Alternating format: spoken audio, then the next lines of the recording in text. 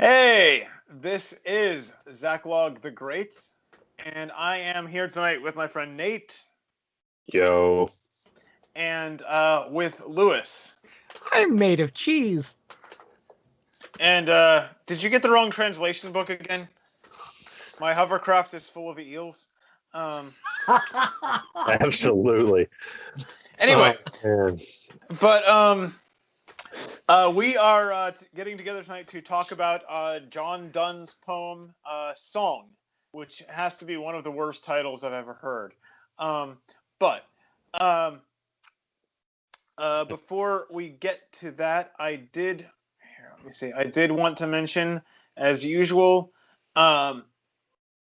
if you like my work, if you like what I do, and would like to help support me, you can do so on subscribestar.com. The link will be in the description, and that is subscribestar.com/Zachlog-the-great. And also, I wanted to say a thank you to two of my supporters, which is JB14 and DeadMessenger. And thank you for your continued support. And having covered that, I will. We killed Nate. Oh, sorry. I was looking at something else here. Anyway, so having said that, Nate has kindly volunteered to read the poem for us tonight. So let me put that up on the screen for us. Oh, wait. One problem. I had something else up there. That's what we needed. You're gonna we do not need to put up Alex Jones at the moment. Okay, here we go. As entertaining as he is, and disturbingly, apparently, more and more accurate. All right, there we go. We need to have him on here to do some poems. Ooh, that'd be amazing. I could. You never know. I could email him and ask. All he could do is say no. That's what I usually talk about. I mean, the worst that could happen is he could say no. Okay. Second. All right, you guys see it? All right. Before I begin, allow me to disclaim the views expressed in this poem are not necessarily the views of the reader. I actually like women. He's not talking about all women. He seems to be. All right, song, Go and Catch a Falling Star by John Donne. Go and catch a falling star. Get with child a mandrake root. Tell me where all past years are, or who cleft the devil's foot. Teach me to hear mermaids singing, or to keep off envy stinging, and find what wind serves to advance an honest mind. If thou beest born to strange things invisible to see, things invisible to see, ride 10,000 days and nights till age snows white hairs on thee. Thou, when thou returnest, wilt tell me all strange wonders that befell thee, and swear nowhere lives a woman true and fair. If thou find'st one, let me know. Such a pilgrimage were sweet. Yet do not, I would not go, though at next door we might meet. Though she were true when you met her, and last till you write your letter, yet she will be false ere I come to 2 or 3. Okay, so my first thing here is kind of funny. I actually wasn't particularly planning on recording this poem, but a couple weeks ago, I was flipping through. I was just flipping through a poetry collection, like one of those anthologies you get in college, that I had around, and I found it, and I realized that I had it memorized. Apparently, I had memorized it. I had completely forgotten that I had memorized it, but I still had it almost word for word.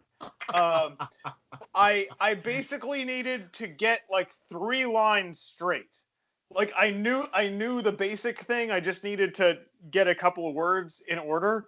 So that was a kind of odd experience. It's like, when did I memorize this? Why? I don't know. I know this. Wait, hold on. Why do I know this? Where did But sometimes I still think I still think that's amusing. I still think it's interesting and amusing. So I decided, why not run with it? And so now we have John Donne once again. So Lewis, what are your first thoughts here? Well, first thought is let me get. Sorry, my computer just. There we go. Okay, we're back online. My first thought being, excuse me while I get some water to pour on that burn, because, dude, loaded. This sounds like a man who has just gotten through a horrible relationship, a awful relationship form or another, and then went into another bad relationship and another and another and another, until he came to the conclusion, yep, it's this across the board. Well, okay, I will say one thing, because I think this is something that people, there's a word in here I think people interpret differently than what he was probably saying. Because he said true and fair. True, loyal, honest. Fair, physically beautiful. Pretty. So, I mean, everybody ages, so nobody's gonna stay fair. It's everything withers, but well, I mean, but apparently some people are experimenting with using young people's blood to we said we were gonna let Alex Jones out of this. Actually, gene therapy is a thing in medical science. Oh yeah. And they does it work? Does it work for people with other names? Let's put it to you this way. There is enough evidence that they're going to continue looking into it, which is terrifying because they get better results the younger the person is, aka babies, unborn babies. Anyway, but boy, I gotta go sharpen the old broadsword. Crusade starts in a couple of weeks, I think. Dude, I'm gonna get the axe gun. It's just like a shotgun with an axe blade on it, and we're just gonna go ham. So, Nate, how about you? Everyone's first impressions that we already have to say the catchphrase. Getting back to the poem. So, Nate, how about you? What do you think of this one? Yeah, I think this guy needs to go have a beer with the boys and just calm down. Can't look. I just feel like, look, you little angsty turd. Just figure it out. I have no idea about John Donne, whatever his name is. I have no idea who the guy was, what he was like when he wrote this. But yeah, it sounds like, he ain't picked any winners recently. And so now he's just like, no, this whole game is rigged. All I can tell you, buddy. I was like, all I can tell you, buddy, is that, next time you go to the store, don't go to the hardware section and pick out a hoe. I can tell you gotta shop. You gotta shop better. Higher quality materials. Yeah. So okay, so I definitely think this is hyperbole. I think he's overstating. At the same time, well, of course he is. Okay, but at the same time, we all know hot women can get away with a lot more things than anyone else. Yes. Am I right? That is playing the game on easy mode. Who here is familiar with the crazy hot scale? Yes. Oh, yes. God, yes. I rest my case. Hot crazy mix. And human nature being what it is, if people can get away with something, they will. They're more likely to do it, right? Yep. And so overstated, not none, yes. But I think it's overstated. I don't think he's entirely off base. I think that boy's been a little bit too well cooked, if you know what I mean. It's been burned a little bit too much. Hey, you know how it is. I mean, look, I got out. I had a girl treat him like crap for 6 years. We weren't even dating that whole time. I just put up with it because I thought that love was suffering. And then I met a woman who taught me differently, and so I married that woman. We have 5 children. But yeah, good man. Even at the worst point, I wasn't like, all of y'all vagina havers are terrible. I was like, this particular one is pretty raw. Well, okay, so like I said, a part of this is not all women. It's beautiful women, and to pull in another work of art. I'm pretty sure you've both heard the song. I have no idea where it comes from, other than obviously Jamaican. If you want to be happy for the rest of your life, don't make a pretty woman your wife. If you want my personal point of view, get an ugly girl to marry you. Oh, 10 points, my man. I love that song. I had never heard of this before.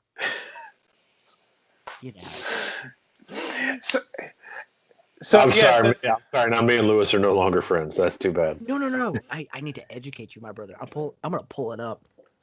Oh God, no, thank you. Island music is not my thing. We'll save it for later. Anyway, I like lots of different kinds of music, but somehow that whole genre just skates, and I'm like, nope, bye. No steel drums for you. I like steel drums as an instrument. I just hate all the music they're played in. Respect. It's preference. Yeah. But anyway. But maybe that's what this poem's about. Maybe it's about preference, and all the partners that he wants either don't want him or recognize his desperation and then abuse it. So John Donne is an incel. Is that where we're getting to? Less an incel, more a simp. He's desperate. Say what? Yeah, I'm thinking a simp. Or like I said, he just picks the wrong ones. And his preference is the wrong ones, and so he thinks that all the ones he picks, are bad, and he's just getting a huge red pill that no, not all women are like that, but there are women who are going to take. There are men, but that's the thing. Actually. Go ahead. The thing is, women make a mistake in trying to aim like men. A man. And this has been borne out by sociological studies, a man who marries a woman who is sort of on a higher level of attractiveness than him will be very happy and proud of himself. He says, I managed to drag a fox. It's fantastic. Like me. A woman is actually better off marrying that slightly less attractive man because he will do everything in his power to keep her happy and keep her. And so if she marries some person on her level, she's always going to be worried that, he's going to stray. We're both, I'm Venus, he's Adonis, and, he's going to leave me because there's always another Venus. But if she marries somebody a little bit less attractive, she's always going to be able to think that he's not going to leave me. He's trying to make me very happy. He does a good job at that. And he's never leaving me because how is this goofball going to do any better? And so I'm like, yeah, you know what? That makes sense. That's brutal, but that's true. So, life is brutal, but hey. So one other thing, this what we're saying just remind me of, feminists have an awful opinion of men, right? Feminists generally have a horrible opinion of men. And I realized I think part of that is because feminist women tend to spend time around feminist men. Or they're kind of like this guy and they go after the hoe section and they wonder, I keep shopping around the bad guys, so all men must be bad. Well, but you try them all. But you should find one and then like I like this one. There's that too. But feminist women will tend to ideologically be around feminist men. And feminist men, unfortunately, the evidence keeps coming out that feminist man is a synonym for probable sexual abuser. Yeah. The statistics show that. There's quite a few cases of that. And so they're still probably better off, than being in a lesbian relationship and being, well, if they're the more butch half, they'll probably be okay, but somebody's getting their butt kicked. There's actually a stunning amounts of domestic violence in the lesbian community. Well, you know who wrote an article about that a while ago? No, I don't. Is it Alex Jones? No, not Alex Jones. Imagine him screaming. There it is. It's still there too. I was a little worried that it might be gone. On Breitbart.com. Let me confirm. This is who I thought. Wait, where's his name? I'm just glad Google hasn't disappeared it. It's Oh crud. Okay, I don't see his name on here, but I'm pretty sure this is by Milo Yiannopoulos. Attack of the Killer Dykes. Is the name of the article. Okay, now I have to read it. I didn't write it. I did not write the article or the headline. I'm just mentioning it, and basically he talks about the fact that such relationships are rife with domestic abuse. Matt Walsh had a pretty good article about it too. He talked about, he's like, yeah, Milo's is probably funnier. Probably. It's probably a lot more outright funny, but I find Matt Walsh's writing hilarious just because you can't hold a candle to it because it's so dry it'll go up in flames. It's just like, yeah.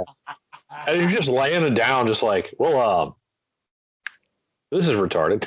He's just like, yeah, this is how that's going. I mean, maybe I'm making a mistake here, but this is what it seems like to me. And he just lays it down and just sort of stacks it all together and then torch. It's awesome. So go back to the poem. Yeah, it seems like this guy's running with the wrong women. He's not met the right ones. He's probably dealing with a bunch of upper crust socialite hoes who are power thoughts or worse, women who want to be upper crust socialite hoes and are trying to get there, and they put on the airs of. Social climbers might be worse than power thoughts. You're right. Yes. Oh, coming from college, I can tell you right now, they're worse. I had a string of abusive relationships in college. It was lots of mistakes were made. So this could be subtitled John Donne and the Gold Diggers.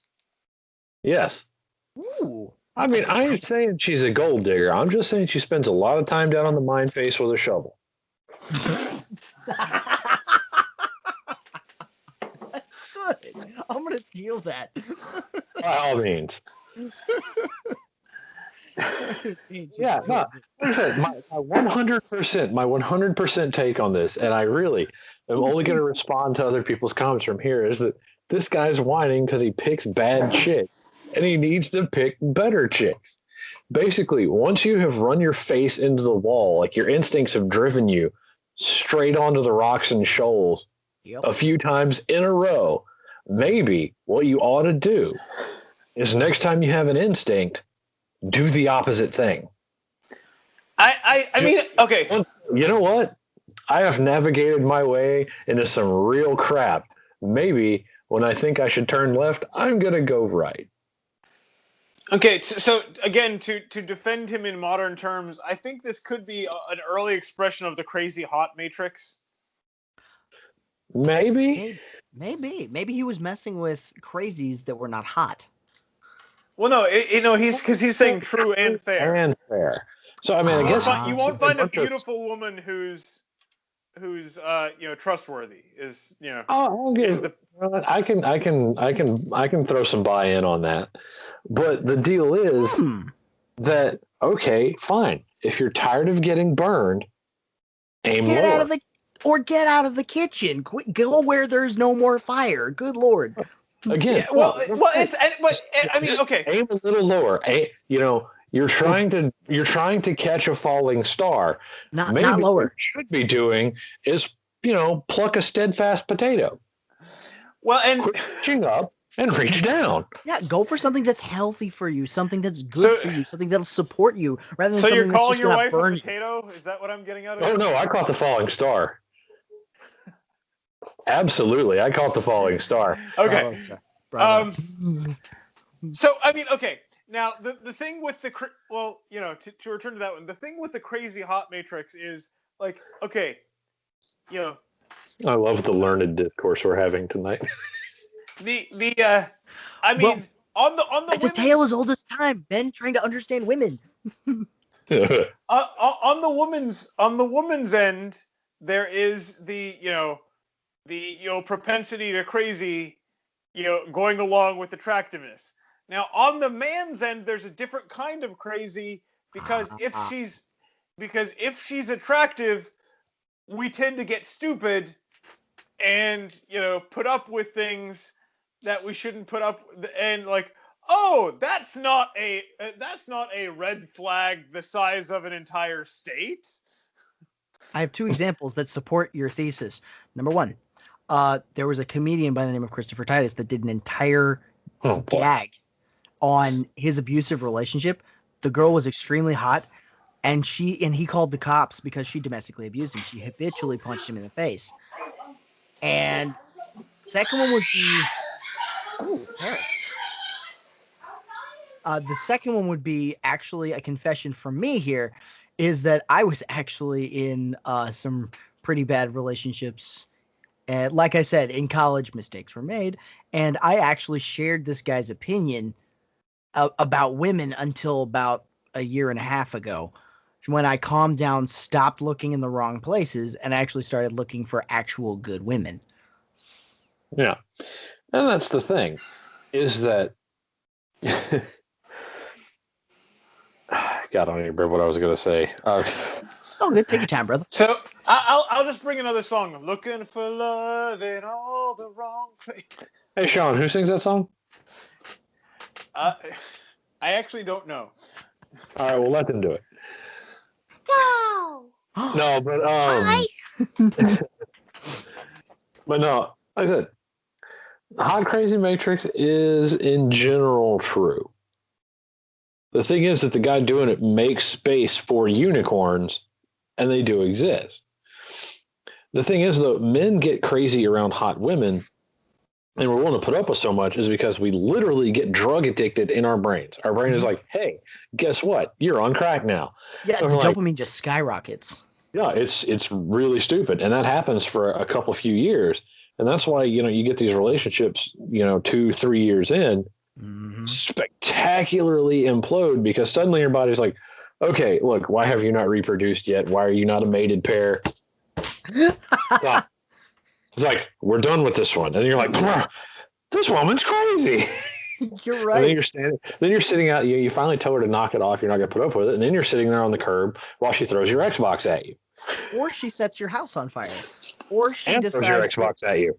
Or she just basically drives you out into the church parking lot, drops you off, tells you that she's done with you, and then drives off. I believe the old Matchbox 20 rest stop version. I believe the movie term is bunny boiler. Isn't that the is what? Bunny boiler? Isn't that from like Basic Instinct or something? What? That's a new one. I've never heard of any of that either. Wait, I mean, it sounds about right. I've boiled all kinds of fuzzy things. It's called gumbo. It's delicious. A woman. Okay. Don't make me spit my coffee, man. Bunny boiler. A woman who acts vengefully after having been spurned by her lover, from the 1987 film Fatal Attraction, where she after the breakup, she starts stalking him, and she steals his pet rabbit and boils it. Oh man. That makes sense now. That's savage. I love it. That's horrible. Bone boiler. Dang.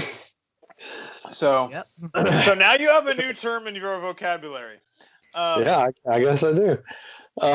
But old Johnny boy here, Johnny Hoslinger, he like I said, he's talking about he's like, if you search the entire world, and if you find a woman like this, tell me about it, and no matter how far the trip, it would be great. And then he immediately reverses himself. It's like, you know what? Nah, never mind. By the time you get back, she'll have proven herself to be a giant turd anyway. At least 2-3 times. Even if she met her next door. And I was like, what, he went around the world that way and he came up the street from the other way? It was like, the last woman I met. She lives at the house next door. She was wonderful. And you go over there and she's, got these long ears sticking out of a pot. She's putting the lid down. Just Well, that kind of underscores both the craving of men looking for a good partner and how he's been damaged. So on the one hand, he still wants somebody to spend his life with. On the other hand, I've got so many broken bones. Please, why does it hurt so much? I'm not dead. I'm very badly burned. Well, and like I said, men when faced with an attractive woman, can be very, very stupid. And so even if the women he's dealt with, if the beautiful women he's encountered have acted this way, it was also partly his fault, probably, for not noticing earlier and saying, you know what, it's time to go, and maybe change my locks. Yeah. Don't worry, Mr. Hops. She's not going to get you this time. Change the locks, Mr. Hops the third. The third? Jeepers. She got the first two. Either that or her hit a Rottweiler. It was one, and then it was another. So yes, Fatal Attraction. Apparently, I should watch this to get the full context for that. Old Bo Don. I guess we both have homework then, because I've never seen that movie. I haven't either. I just heard the term and I had a rough idea where it was from. I think this has been the least erudite conversation we've had on this channel. I love it. Yeah, we're talking about women, chicks. I don't know. The only ones we've done about women before have been in the context of marriage and beauty and their character and goodness. Yeah, and it's not like I haven't had any about about trying to find the right one, which that can be a minefield. Yes. Oh, hey, you remember that thing I said earlier about if your instincts have proven bad before, maybe go against them? I just realized that the girl that gave me Billy hell for all those years, I ended up marrying a girl she hated.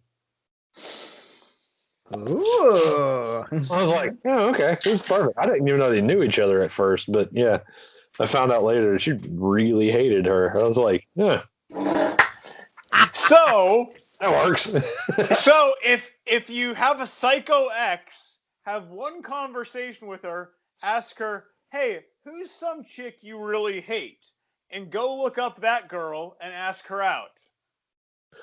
Well, I mean, you might end up getting the reply I do, which is, hey, you want to go bowling? Sure. Can I bring my boyfriend?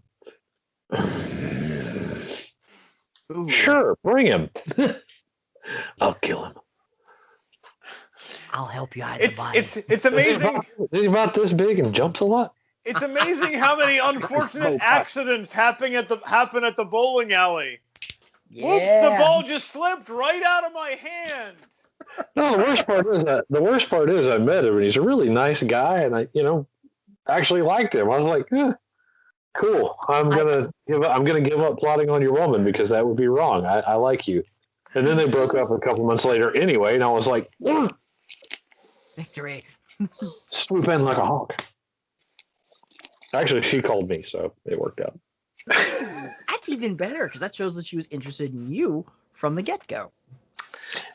Maybe she was. Okay. We always say that what really made her like want to get, more in depth with me is one time. It was myself, her, and a friend of mine from college, Inga, and we all went to get like snow cones or ice cream or something together. Look, I'm a bachelor, so my clothing situation isn't always the greatest. I'm wearing like my oldest pair of boxers. And so the waistband... You're wearing something else too, right? Not just those. Details to come, okay? Just calm down. Ooh. Anyway, so the waistband has ridden up a little bit past the waistband of my pants because, I wasn't wearing a belt or anything. So I like reached up to grab something and they noticed that there was like fabric, bare elastic, and a loop fabric, and it kind of did that a few times around. And they were like, they looked at each other. I saw them share a look about my underpants, and I was like, what's going on? And they're like, oh, you need a woman. I've got two of you right here. What's the problem? She was like, this guy needs me. But yeah, she said at that point she realized, she was like, this guy needs me. I was like, hey, all right, well, bless those boxers. We started dating, and she came over one time, and I think she actually found them and threw them away when I wasn't watching. She was just like, no, you don't need them anymore. Didn't they help get you together? Shouldn't you like frame them or something? I'm not gonna have a frame set of like old, just beat up boxers. Right? Oh man, that'd be horrible. However, on the plus side, stains, just Dr. Pepper mostly. Oh, Lord Zacklog the Great, how did you meet your unicorn? She. Just asking for a friend. Single guy. She was working at the library in our town, and as you might guess, I tend to read a lot, and so I frequented the library there, and actually we were just talking a little bit once in a while, on when I was passing through for a good while before we started dating or anything at all, and then one day I just what was it? No, it's too much story for right now. I don't know. I decided to check out something other than the book. So good man. My man. Anyway, there's too much story there for right now, unfortunately. But the reason I was asking is because to kind of give the poem context, because we heard from a guy who basically had chosen poorly consistently, and talking to you both, happily married men with children, who obviously chose well. What kind of advice could you give to a lad like that honestly I can't give because I'm not married? Well, I will say one thing is, don't, have something other than your eyes make some decisions. There's nothing wrong with being with physical attraction. That's a good necessary thing, but don't let it make you dumb, and don't let it make you overlook. To give you a punchier version of what Sean is trying to say, remember Uncle AVE's advice, or his maxim, which is keep your dick in a vice. That wasn't funny. Like I said, definitely take some input from your desires and your physical nature, but also try and understand, what is this woman like? Do we share anything beyond certain biological processes? Where are we going to meet in our minds? Because it's pretty obvious where you're going to meet in your bodies. But you got to move on from there after a minute and figure out, okay, what else is there here? And so, find somebody who is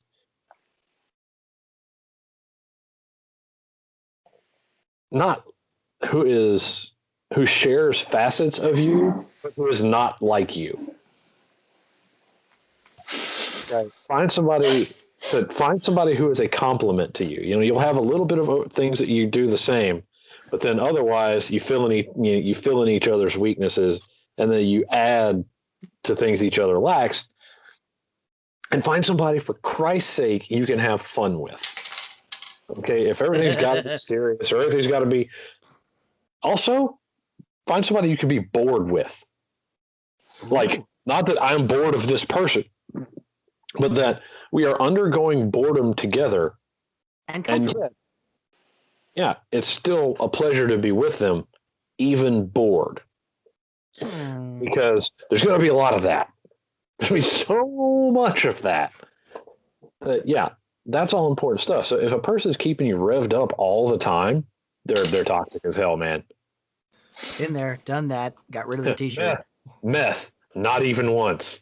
And that works the same thing for relationships. If it has to be go, super intense all the time, it's crazy. You've gone you've gone to the danger zone. Don't do it.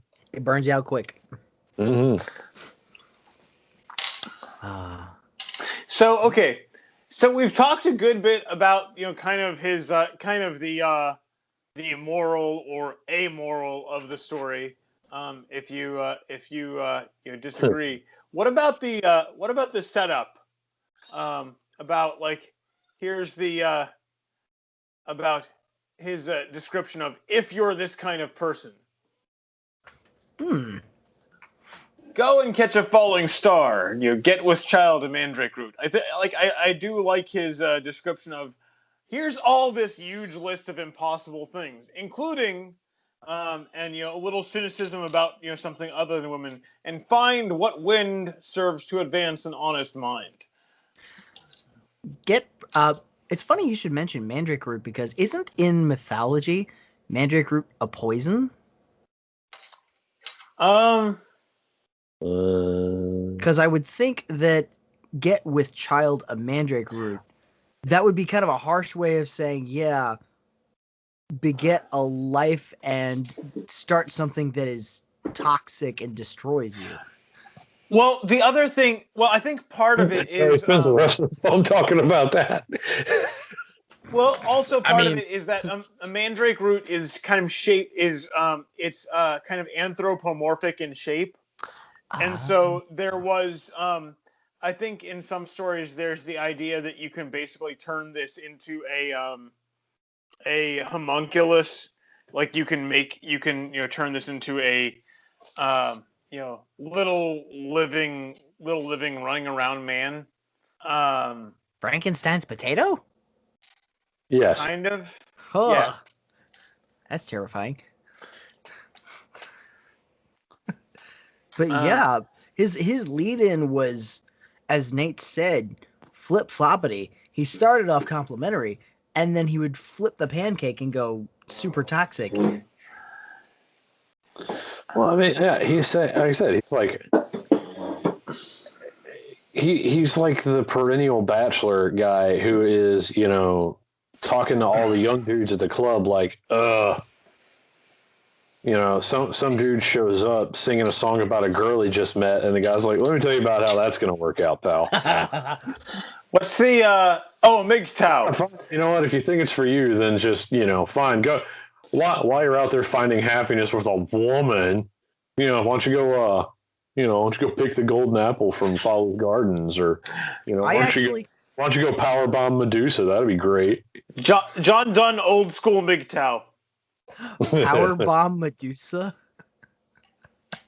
There's actually a modern phrase about how guys who would go back in time or to mythology would go and attempt to bang any and all feminine monsters, including Medusa. There's a very vulgar term they put for it, which I will not reveal here.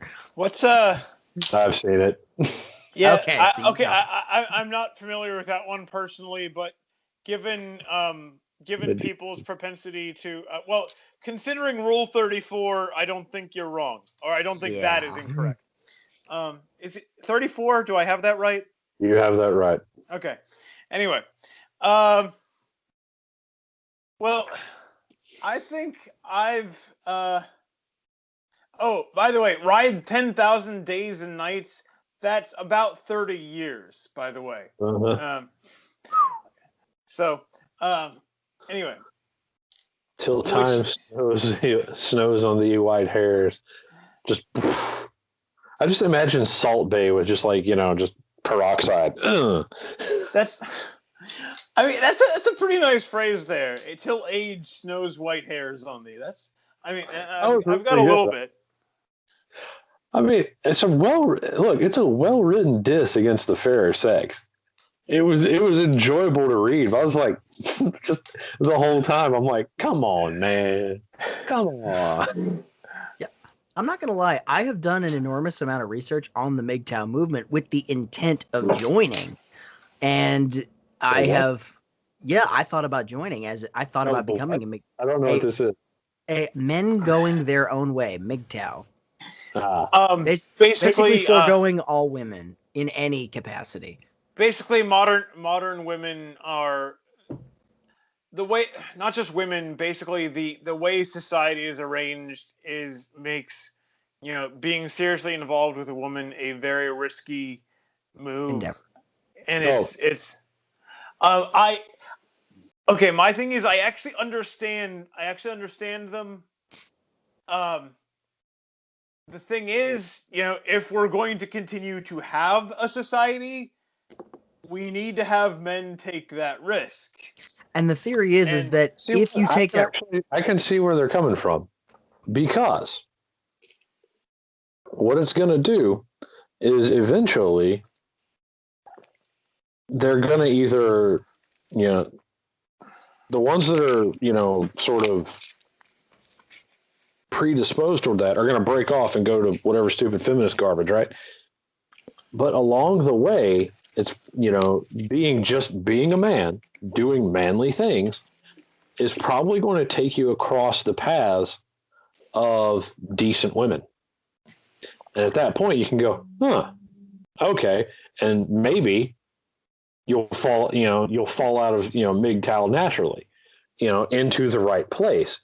I feel like it's actually going to be a very effective weeding out process, because the thing is, honest, decent, kind-hearted, true-hearted women tend to aggregate to the places where manly men are. And so society these days has bred out a lot of the manliness. But if you do, I'm a man going my own way, you're probably going to become a manlier man. Here's the funny thing. And you'll end up running across these true-hearted, kind, generous women, and a lot of them are actually smoking hot. So, you want to know something funny? A lot of the feminist women that you actually refer to, who spurn masculinity, who say that it is a blight upon society that needs to be eradicated, they do not actually like dating feminist men because they're effeminate. And they actually pursue men who are more masculine. And then try and destroy them because they're not feminists. And thus we have completed the catch-22. It's only a catch-22 if you're a feminist woman. Bingo. If there are at this point still any women watching the video, I'm pretty sure I have something for y'all. My wife has read and reads about once a year, because I'm a test of her patience. A book called The Surrendered Wife, and it talks about how to respect and support a husband and to really give him his place of headship in the home while still being a strong and capable woman. And like I said, I'm here to tell you, it really has helped. It helps us to be a better team because we have our roles. And, she's not trying to overrule me. I'm not, feeling like I need to, go to the committee for approval, we work a lot better. And I think a lot more young women could use to read that book and absorb the lessons, because I said, women aren't taught how to respect a man anymore. But the thing that men want, without sometimes realizing it, is they want that respect. And they want to be the head of their house. They want the authority, and the responsibility. It's satisfying. Yeah, we do. We really do need it. It's like some parts only operate under, so some things operate under pressure and break without it. Men are like that. We go bad quick if there's not something, to keep us sort of in line. Yep. And so rather than, hectoring, a bunch of hectoring and nagging and garbage, give us responsibility, which we can, live up to and be satisfied. And we'll deal with that pressure, and we will take satisfaction from our success. And that's what this book helps women to do, is to allow us to get under the load in the right way. And I like that. So again, any young ladies out there who might be watching, or old ladies, former feminists, whatever, spinsters, get the book, treat a man like that, and you will have a man who will not, you don't have to worry about him leaving, because you have made his house a peaceful and good place. A home. Yes. Bravo. Okay, so fantastic. Lewis, did you have any last thoughts about the poem tonight? Yes, just really quickly. Time heals all wounds. Anybody who is looking at this and thinking, "Oh, that's me," take a breath, take a break, calm down, and evaluate your own searching techniques. And more importantly, just be comfortable with yourself and be honest with yourself. That way you can figure out whether you're doing it wrong or whether you're just around the wrong people. Can be a combination therein. All right, that's me. I have none. Do not date the friends of people who have hurt you, because you will never draw sweet water from a poison well. Words of wisdom from Nate. Okay. Well, thank you guys for joining me tonight, and y'all have a good evening. Likewise, buddy.